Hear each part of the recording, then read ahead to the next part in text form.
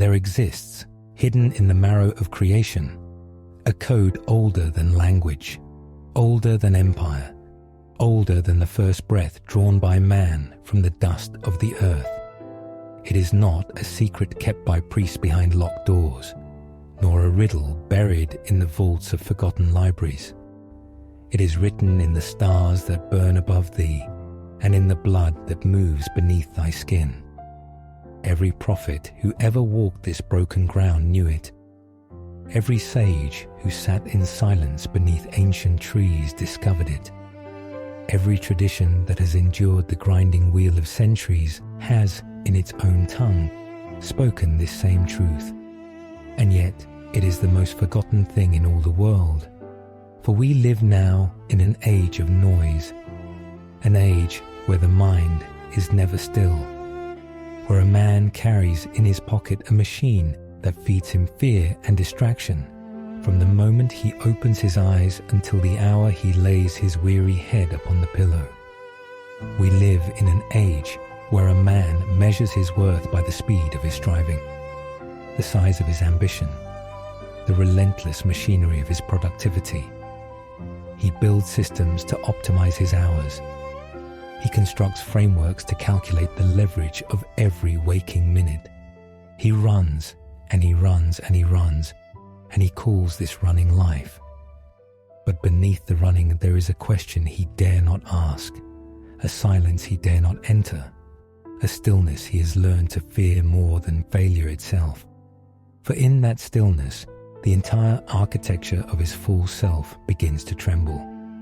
This is the great exhaustion of the modern soul, not the tiredness of honest labor, not the weariness that comes from building something true with calloused hands. No, this is the exhaustion of maintaining a lie, the lie of separation, the lie that thou art alone in this vast and indifferent cosmos, a random accident of biology, fighting for survival against 7 billion other accidents, and that the only rational response to such a universe is fear and hustle and the endless fortification of the self. But what if that lie is the only thing standing between thee and the peace that passeth all understanding? What if every ancient tradition, every prophet, every psalmist, every apostle was pointing to the same forgotten code? And the code is this: truth, presence, compassion, stillness, and the transformation of suffering into wisdom. These are not 5 separate ideas. They are 5 facets of a single diamond, 5 movements in one eternal symphony, and when they converge, they produce the rarest thing in human experience: recognition, not the learning of something new, but the remembering of something ancient, the remembering of what thou art. This is the cheat code of the universe, and it has been hidden in plain sight since the foundations of the world were laid.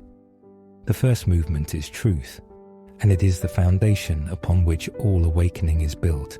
For it is written in the Gospel of John, "And ye shall know the truth, and the truth shall make you free." Not obedience shall make you free, not ritual, not the correct recitation of doctrines. Truth, raw, unvarnished, uncompromising truth. But what truth?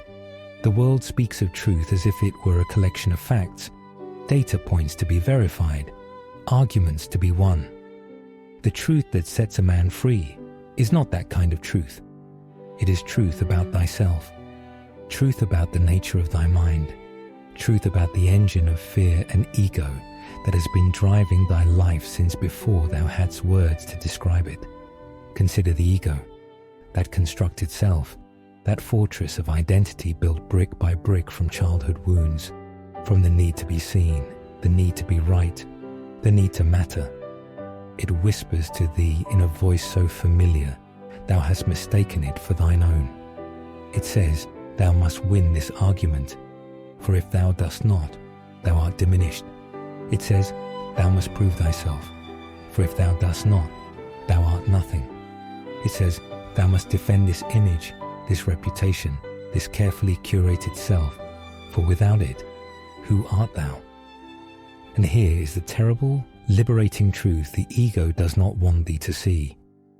Without it, thou art everything. The ego is not thy protector. It is thy prison. It does not keep the world out. It keeps thee locked within.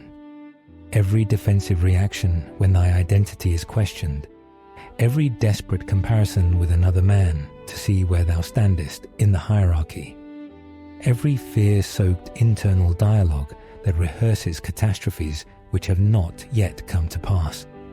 These are not signs of wisdom.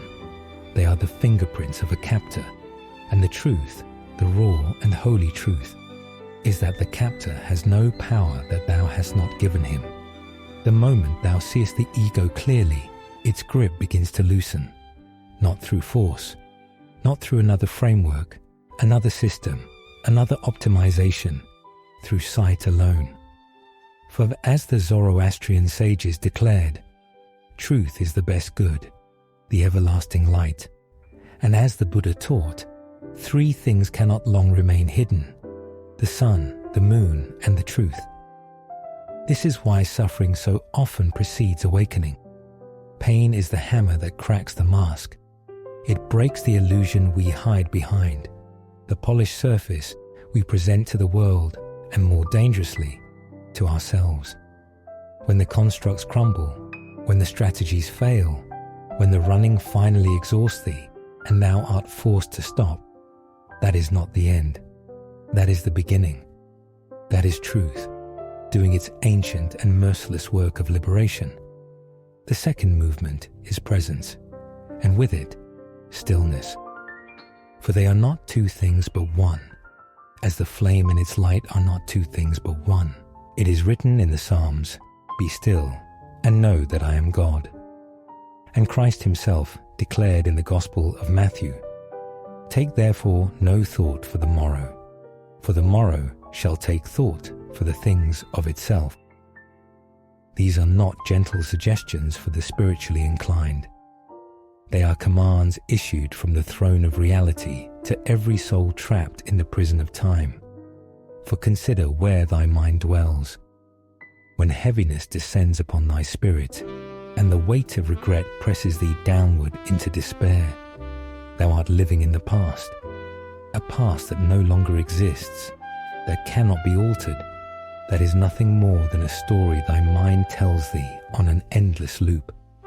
And when anxiety grips thy chest, and thy thoughts race forward into imagined disasters, when thou art calculating the 17 ways tomorrow might destroy thee, thou art living in the future, a future that does not yet exist, that is nothing more than a projection cast upon the screen of thy fear. But when thou art present, when thy mind ceases its frantic oscillation between the ghost of yesterday and the phantom of tomorrow, when thou art simply here, now, in this breath, in this moment, in this single, unrepeatable instant of existence, something extraordinary occurs. Peace, not the peace that the world giveth, which is merely the temporary absence of conflict, but the peace that passeth understanding, the peace that is the very fabric of reality when the veil of mental noise is finally lifted. This is why every tradition on earth teaches meditation, silence, stillness, not for moral reasons, not because sitting quietly makes thee a better person in some abstract, ethical sense, for practical reasons, because the mind, left to its own devices, is a projector. It does not record reality. It generates reality through the filters of belief, conditioning, and above all, fear. And until thou learnest to create a gap, a sacred pause between the stimulus and thy habitual reaction, thou wilt live thy entire life inside a movie that thy own mind is projecting, believing it to be the world. Stillness is not the absence of thought. It is the presence of awareness.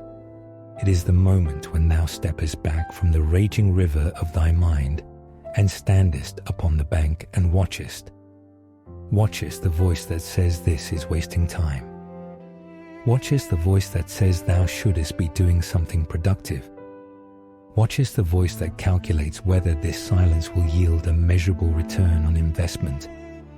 And in the watching, thou discoverest something astonishing. Thou art not the voice. Thou art the one who hears it.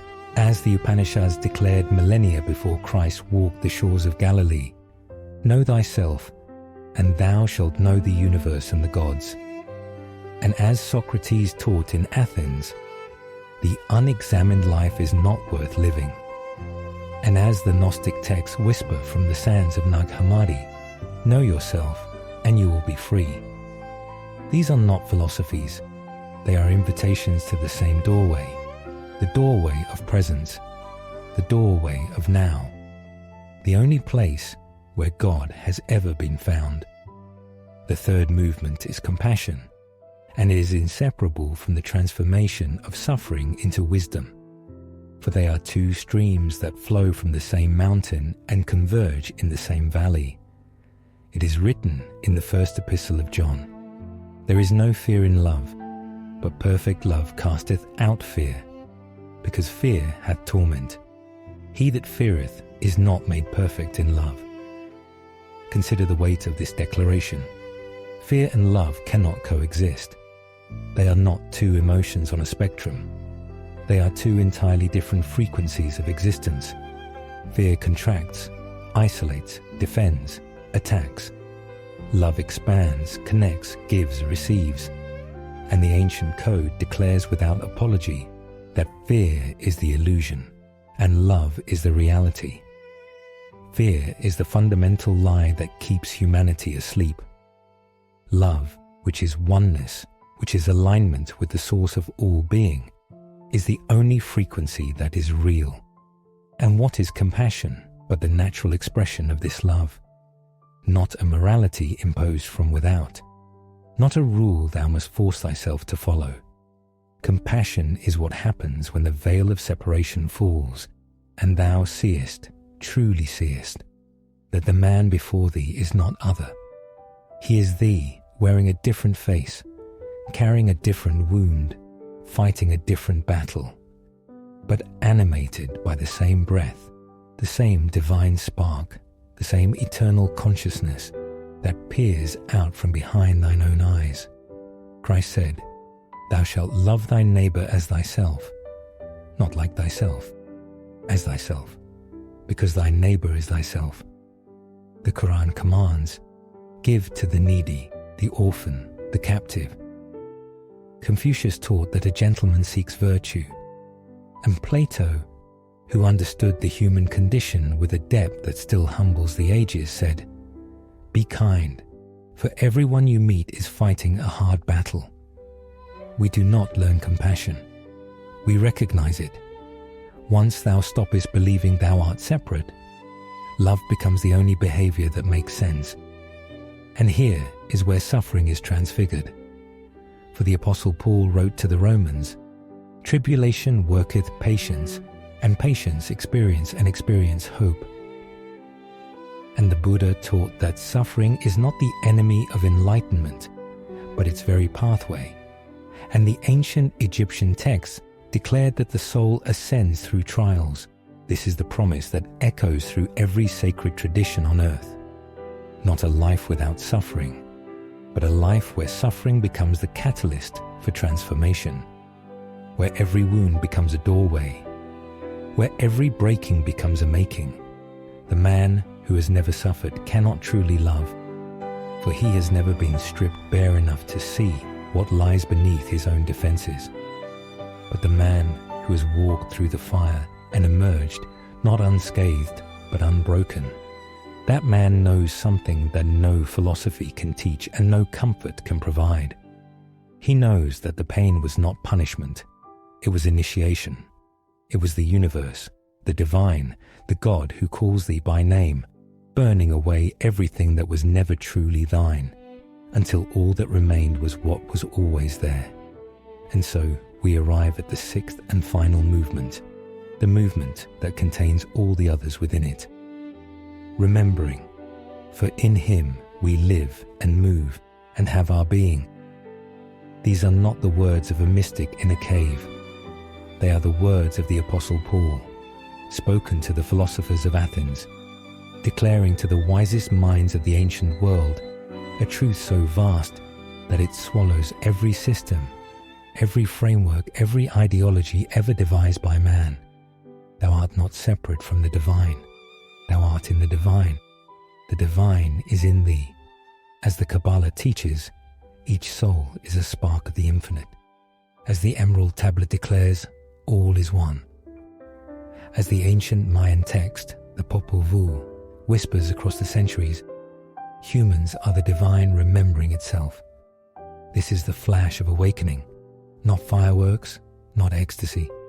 First, there is a trembling, a stress, as the old structures begin to give way, and then relief, a relief so profound it is almost unbearable, like setting down a weight thou didst not know thou wert carrying, the weight of becoming somebody, the weight of proving something, the weight of defending a self that was never real in the first place. What changes in the moment of awakening is not the world. The trees are still trees. The bills are still due. The work still waits. What changes is thy relationship to all of it. Fear loses its authority, not because thou hast conquered it, but because thou hast seen through it. Ego loses its grip, not because thou hast defeated it, but because thou hast recognized it for what it is, a mask, a costume, a role thou hast been playing so long, thou forgot it was a performance. The noise stops convincing thee it matters, and in the silence that remains, thou hearest what was always playing beneath the static, the quiet, steady, eternal hum of the code that was written into thy very being before the stars were flung across the heavens. Truth, presence, compassion, stillness, the transformation of suffering into wisdom, and at the end of it all, recognition, not I have learned something new, but oh, I remember now, I was never separate, I never was, I just forgot for a moment. This is the ancient promise, this is the cheat code of the universe, and it is not a shortcut, it is the only path there has ever been. So be still and know. Let the noise fall away. Let the ego exhaust its arguments. Let the fear speak its piece and then watch it dissolve like mist before the morning sun. For thou art not a machine to be optimized. Thou art not a problem to be solved. Thou art not a self to be defended. Thou art a soul to be remembered. And the remembering begins now, in this breath, in this moment, in this single, holy, unrepeatable instant of being alive. The code was never lost. Thou wert simply too busy running to read it. Stop, be still, and know.